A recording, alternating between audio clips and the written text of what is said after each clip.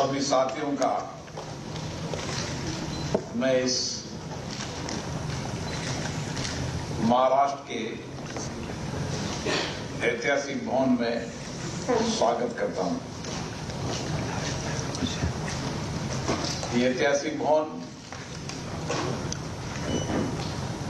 इस राज्य की लोकतांत्रिक यात्रा का प्रतीक है। उस ऐतिहासिक भवन में 75 वर्ष की ये लोकतंत्र की यात्रा और संसद की प्राक्कलन समिति और कई राज्यों की प्राक्कलन समिति के 75 वर्ष की यात्रा पर यह आयोजन मुंबई में किया गया, जिसमें राज्य विधानसभा विधान परिषद के प्राक्कलन समिति के सभापति, उनके सदस्य और संसद की प्राक्कलन समिति के सदस्य शामिल हुए। प्राक्कलन समिति के हमारे लोकसभा के सभापति संजय जायसवाल जी के नेतृत्व में ये 2 दिवसीय अधिवेशन सार्थक रहा, जिसमें कई महत्वपूर्ण निर्णय हुए। साझा रूप से अनुभवों को साझा किया गया और राज्य और संसद दोनों समितियों का संस्थागत रूप से किस तरीके से हम प्रभावी कार्यक्रम बना सकें, इसके लिए विचार विमर्श हुआ। लोकसभा में समिति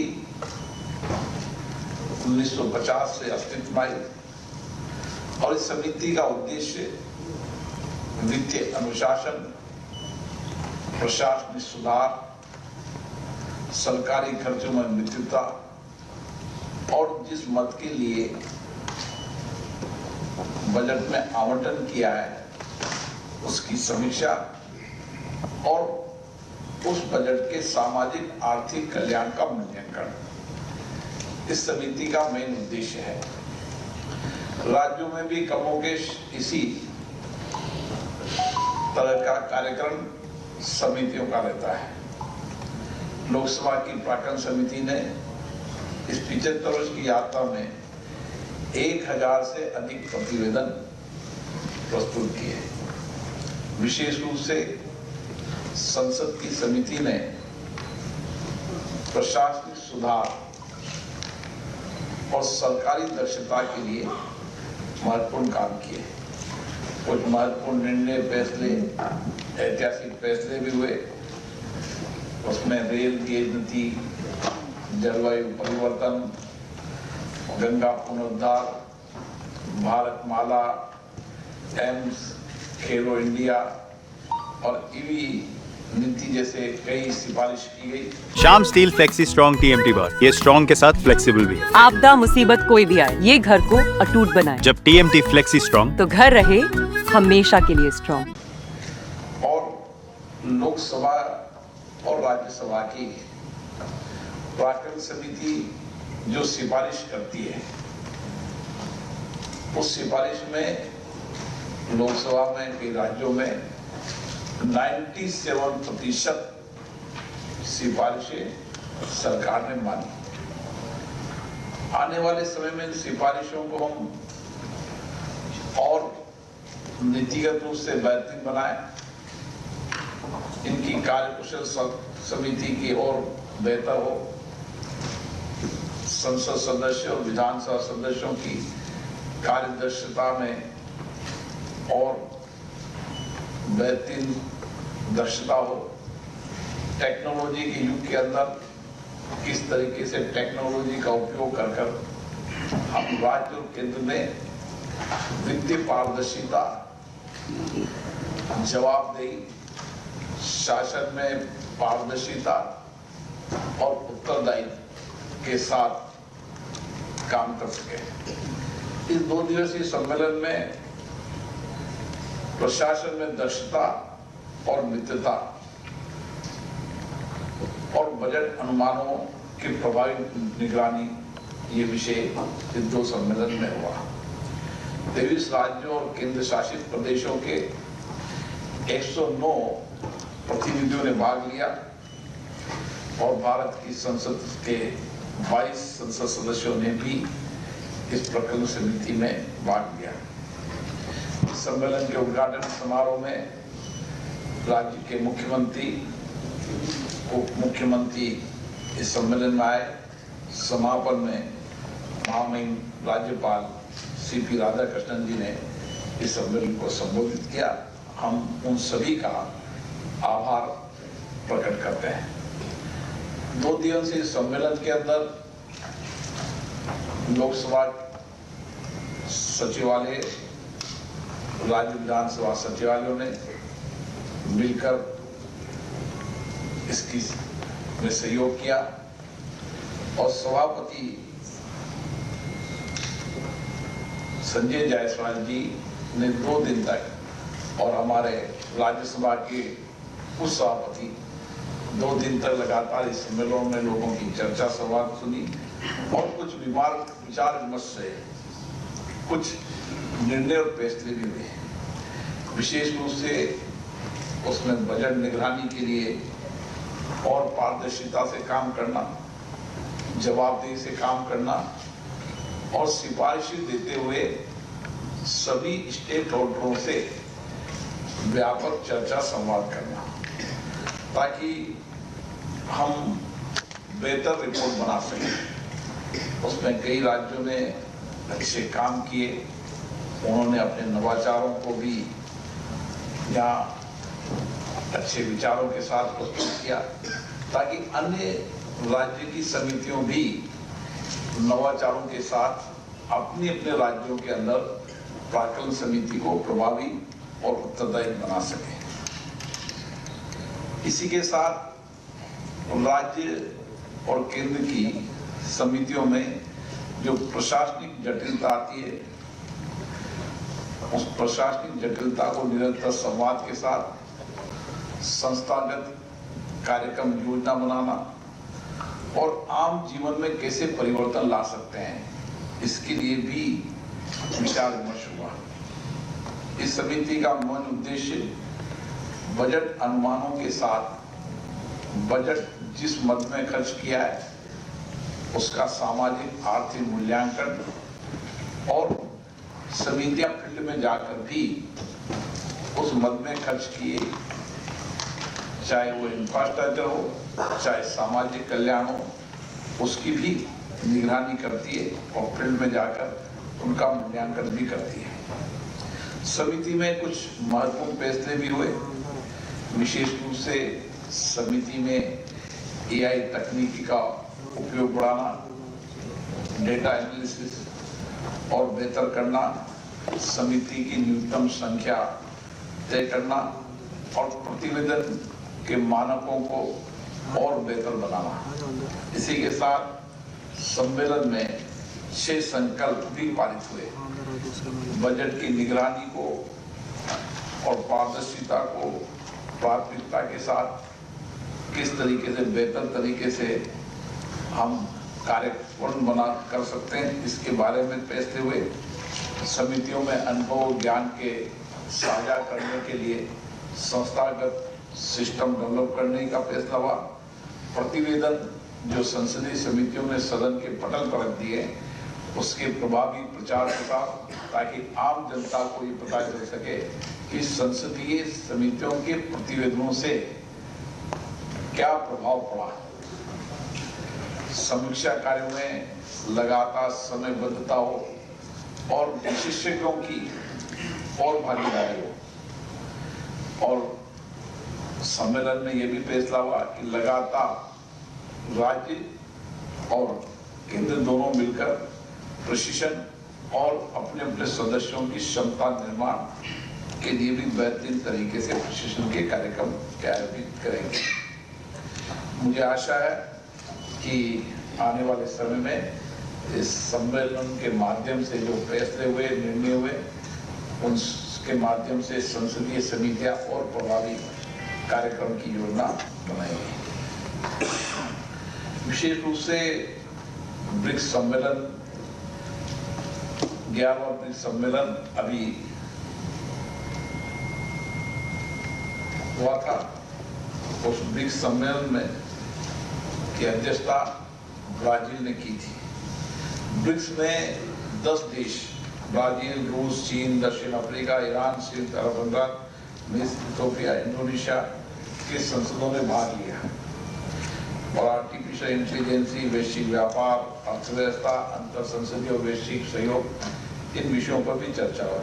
विशेष रूप से हमारे उपसभापति ने अवगत कराया था कि संयुक्त घोषणा में भी सभी देशों ने भारत के पहलगाम में हुए हालिया आतंक हमलों की कड़ी निगरानी और ये माना कि सभी ब्रिक्स देश मिलकर आतंकवाद के खिलाफ काम करेंगे, आतंकी संगठनों को फंडिंग रोकना, खुफिया जानकारी साझा करना, आधुनिक तकनीकी के दुरुपयोग को रोकना, जांच और न्यायिक प्रक्रिया में आपस में सहयोग करना, इस विषय पर भी हुआ।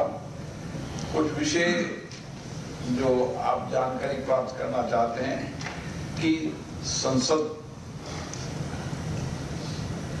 के अध्यक्ष के रूप में 1 वर्ष इस 18वीं लोकसभा के कार्यकाल का होने वाला है। इस 1 वर्ष के अंदर सदन के अंदर 4 सत्र हुए और 4 सत्रों के अंदर 104% प्रोडक्टिविटी रही। देर रात्रि तक माननीय सदन में बैठकर सदस्यों ने चर्चा की, संवाद की। कई महत्वपूर्ण विधेयकों पर देर रात्रि तक 2:30 बजे तक माननीय सदस्यों ने सहभागिता निभाई और इसके साथ साथ हमने आने वाले समय के अंदर इस लोकसभा में कुछ नए प्रयोग भी शुरू किए हैं।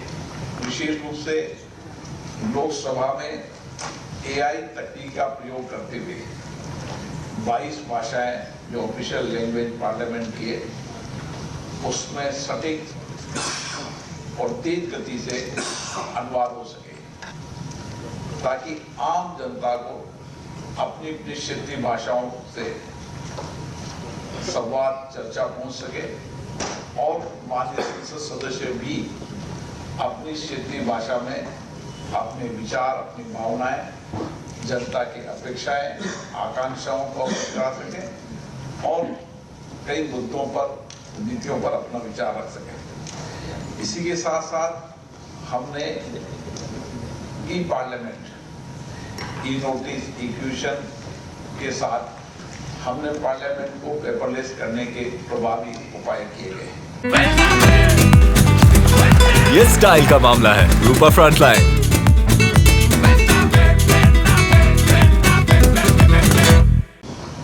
और उसके साथ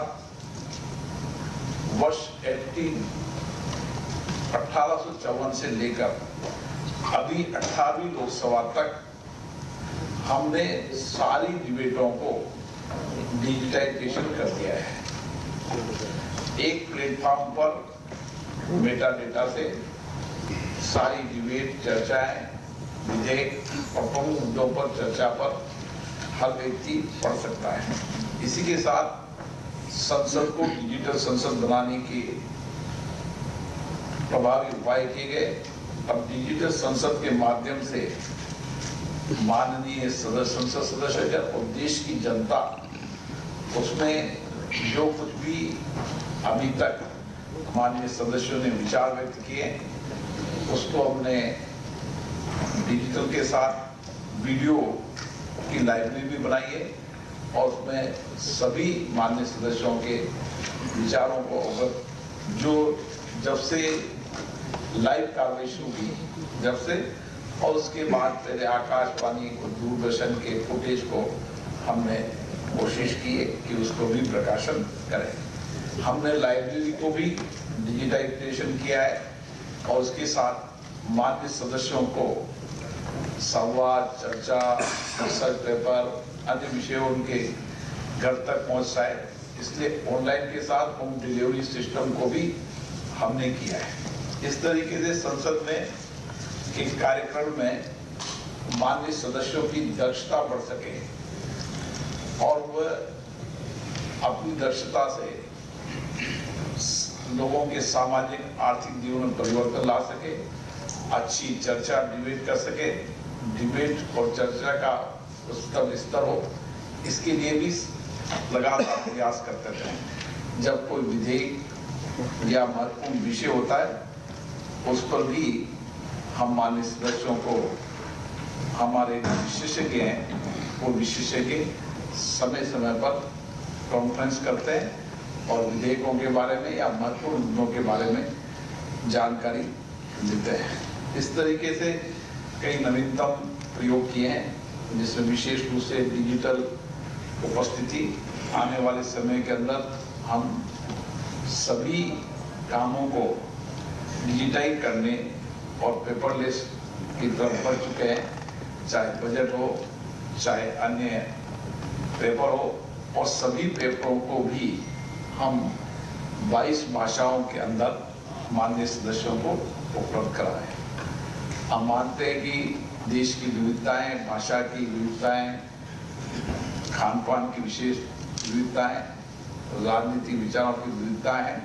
इसलिए हमारी कोशिश है कि संसद विविधताओं के साथ एक दिखे और सब प्रतिनिधि सार्थक चर्चा कर सके, विचार विमर्श कर सके और लोकतंत्र के अंदर किस तरीके से प्रभावी कार्यक्रम से हमने 20 वर्ष की यात्रा के अंदर जो आर्थिक सामाजिक परिवर्तन किए हैं, देश को आगे बढ़ाने में योगदान किया है, उसमें और चर्चा, संवाद, डिबेट का स्तर ऊपर उठ सके, इसके लिए प्रयास किए जा रहे हैं।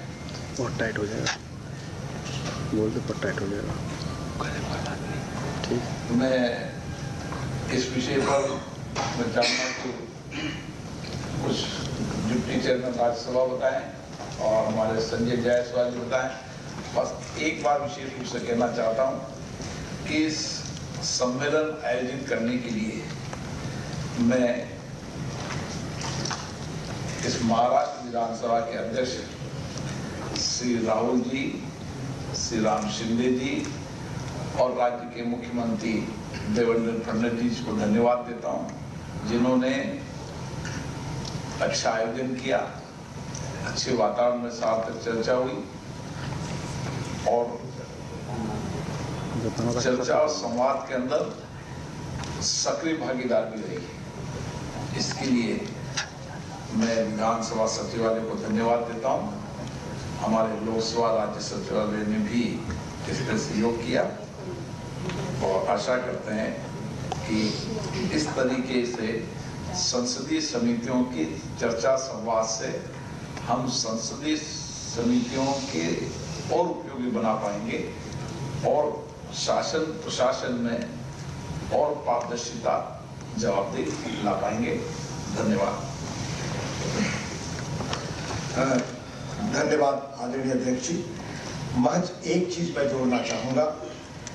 आदरणीय अध्यक्ष लोकसभा श्री ओम बिरला जी ने बहुत विस्तार से इस 2 दिवसीय टिबेट्स कमेटी की प्रभावी बातचीत के बारे में आपको बताया, ब्रिक्स के बारे में बताया और लोकसभा में कितने नए प्रयोग हुए उनके बारे में विस्तार से कहा। महज एक सूचना, इस बार ब्रिक्स की अध्यक्षता ब्राजील की राजधानी ब्रासीलिया में ब्राजील ने भारत को सौंपी और हमारे आदरणीय लोकसभा अध्यक्ष माननीय ओम बिरला जी 2025 ब्रिक्स संसदीय देशों का दायित्व पर आया। बस इतनी ही सूचना मैं जोड़ना चाहूँगा।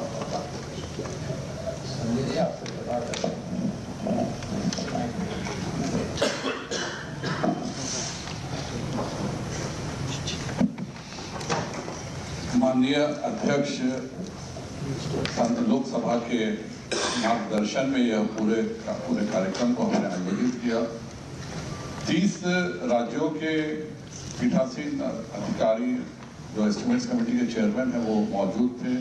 सभी राज्यों से रिप्रेजेंटेशन था कल हमने 4.5 घंटे आगे कैसे बढ़ा जाए जब 100 वर्ष पूरे हो आकलन समिति का, तो उसका क्या रूपरेखा होना चाहिए, उसके लिए भी हम लोगों ने विस्तृत चर्चा की। माननीय उपसभापति जी का वहाँ भी मार्गदर्शन हमें प्राप्त हुआ और सभी ने मिलकर एक एनानिमस रिजोल्यूशन पास किया, जिसके बारे में माननीय लोकसभा के अध्यक्ष जी ने आपको बताया।